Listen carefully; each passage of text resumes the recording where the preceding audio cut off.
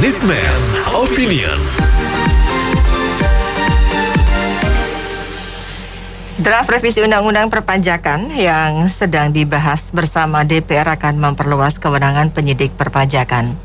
Sebelumnya, penyidik pajak hanya bisa menggeledah untuk mendapat barang bukti serta menyitanya.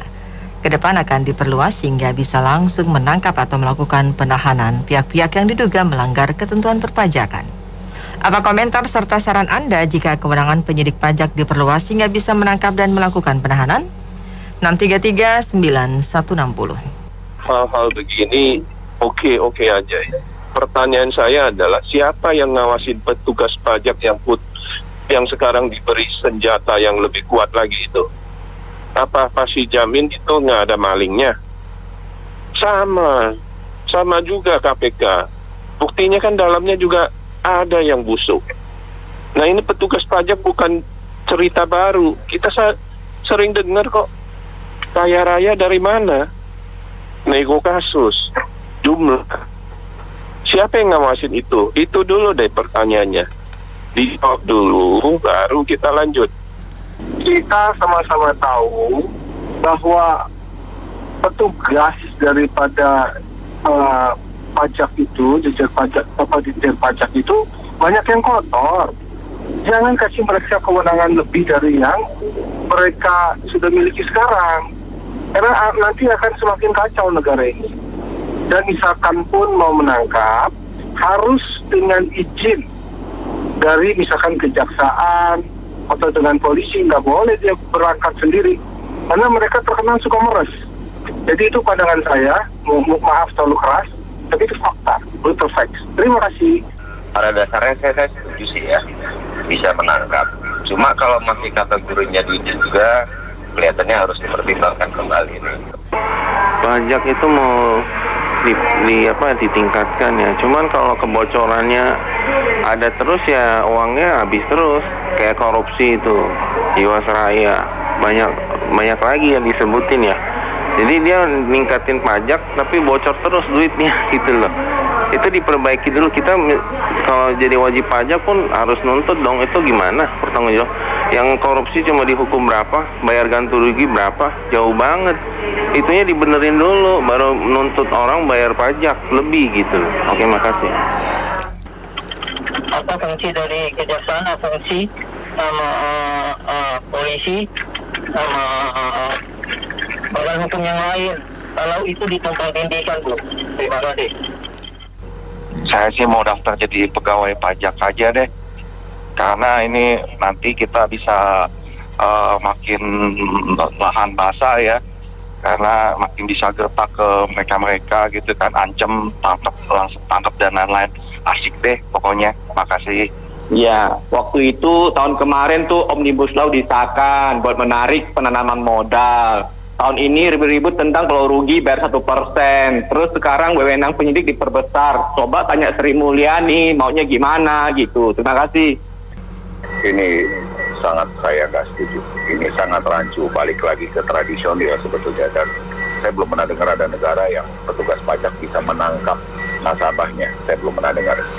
Dan kita tahu di Indonesia dari dulu tuh interaksi hubungan manusia dengan manusia itu yang harus dihilangkan seperti di negara maju seperti di Singapura.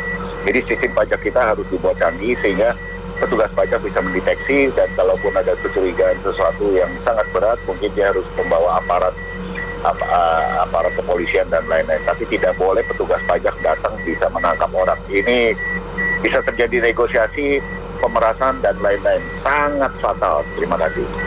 Iya, menurut saya seperti kata pendengar tadi, pengenaan pajak yang diperluas memang bagus ya, akan tetapi tolong jangan hanya diperiksa nasabahnya saja, karena kasus seperti yang kemarin Pak Gayus Tambunan oknum itu yang 300 miliar korupsi itu ada kerjasama dengan oknum Pak Gayus dan juga oknum yang bayar pajak karena ingin bayar pajaknya murah. Jadi aset yang sebenarnya diminimalkan, padahal nilai sebenarnya itu besar. Itu banyak dilakukan oleh orang-orang pajak. Saya sendiri kan pensiunan orang pajak, itu pensiun dini ya, dan itu dulu Gayus satu kantor sama saya tahu memang dia seperti itu, dan ada banyak selain Gayus sebetulnya kalau mau tahu ya, tapi kan hanya baru ketangkap sedikit. Jadi ini lebih penting untuk untuk diketahui rakyat bahwa sebetulnya permainan mengakali pajak itu ada kerjasama antara orang yang bayar pajak, oknumnya juga oknum petugas di Dirjen Pajak, Menteri Kementerian Keuangan dan lain-lain. Jadi tidak hanya satu pihak saja. Kalau bisa dicari seluruhnya deh. Kemungkinan seperti itu. Terima kasih. Assalamualaikum warahmatullahi wabarakatuh. Baik.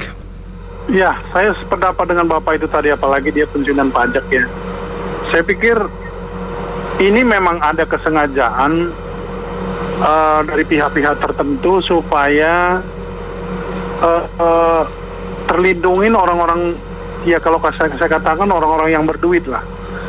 Kalau seperti PPh itu, kenapa pakai progresif? Ketetapkan aja berapa persen, 5%. Bikin 5% gitu. Jadi jangan, ada tingkatannya gitu. Akhirnya orang ngakal-ngakalin. Jadi dibuatlah perusahaan-perusahaan kecil seperti UKM tadi. Nah, sekarang rugi pun dikenain pajak. Ini kerjanya katanya Bu Sri Mulyani itu Menteri Keuangan terbaik di dunia. Masa dia nggak ngerti? Kadang-kadang begini, orang yang belum pernah mengerjakan bisnis, memang dia hanya menerka-reka aja. Tapi banyak orang nggak bisa bayar, banyak orang yang nggak bayar pajak di negeri ini. Semua dia akal-akalin. Persis apa kata Bapak tadi, petugas pajak, kalau bisa kita memang ya bayarannya kecil masuk ke kantongnya dia. Itu bukan rahasia biasa-biasalah, udah umum di mana-mana begitu, semuanya bisa diatur. Nah, pengalaman kita KPK sekarang satpam saja dikasih wewenang luar biasa, itu dia bisa seenaknya ngatur kita, apalagi suruh orang pajak bisa nangkep. Pada goblok DPR itu kalau dia bisa sakat, dia yang ketangkep duluan. Makasih. Kelihatan ya makin nggak bener aja ini. Petugas KPK dilemahkan, petugas pajak untuk yang mau nangkepin rakyat. Yang ditangkap tuh harusnya koruptor Pak, bukan rakyat. Itu ugal-ugalan tuh seperti Faisal Basri ngomong ini, seenak jidat. Terima kasih. Ya, saya melihat ya ini kalau dikatakan penyidik akan diberikan wewenang untuk menahan, itu udah seperti lembaga super body, melebihi hakim. Istilahnya hakim kan yang bisa memutuskan untuk menahan seseorang, ya, apakah dia bersalah sehingga ditahan.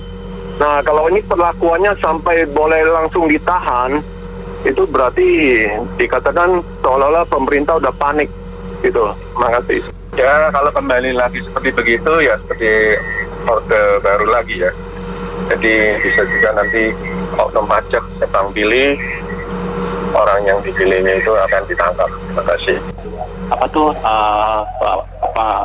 Pungutan pajak ya, itu sebenarnya kantor pajak kerjasama aja sama perusahaan-perusahaan hotel atau wisata atau penerbangan.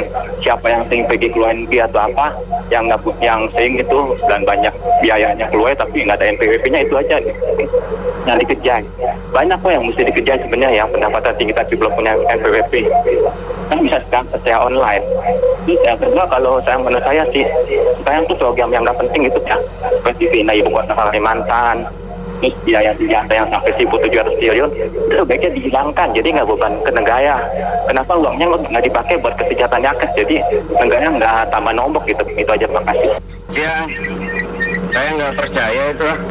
Nanti kewenangan itu malah dibuat petugas-petugas yang nyeleneh untuk malah lakukan biar Bapak ini lagi sampingan-sampingan.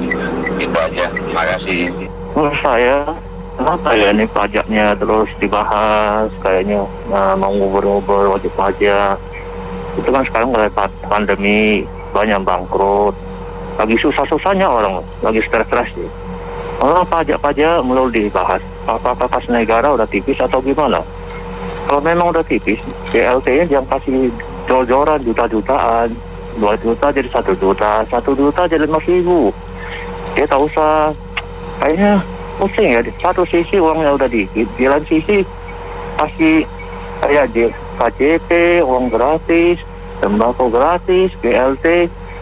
Jadi saya ini pusing ya kalau nggak leresan gitu loh. Ya. Makasih. Kalau menurut saya gini, emang sih kalau emang orang itu atau perusahaan itu benar gitu ya, ya mungkin nggak perlu nggak perlu takut. Tapi masalahnya kalau dicari-cari pasti ada yang nggak benar, mana ada yang sempurna gitu loh. Ini kendalanya. Jadi mereka ini kalau sekarang ini banyak kita off the record mereka gimana gitu bisa menggertak wajib pajak gitu loh. Apalagi dengan power yang lebih tinggi lagi. Ya ini sudah menjadi mereka akan berpesta pora nantinya. Ya, terima kasih. Ya, itu sih sebenarnya dinas pajaknya itu mestinya menyiapkan aplikasi gitu. Jadi bukan menangkap orang yang bayar pajak, yang mau ditangkap itu adalah orang yang korupsi gitu. Terima kasih. Ya, menurut saya pajak yang sekarang udah cukup baik ya.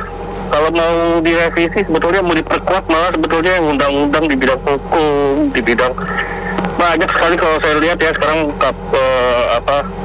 korupsi yang jelas kelihatan itu nggak diproses, nggak diusut. Saya rasa itu harus lebih kuat.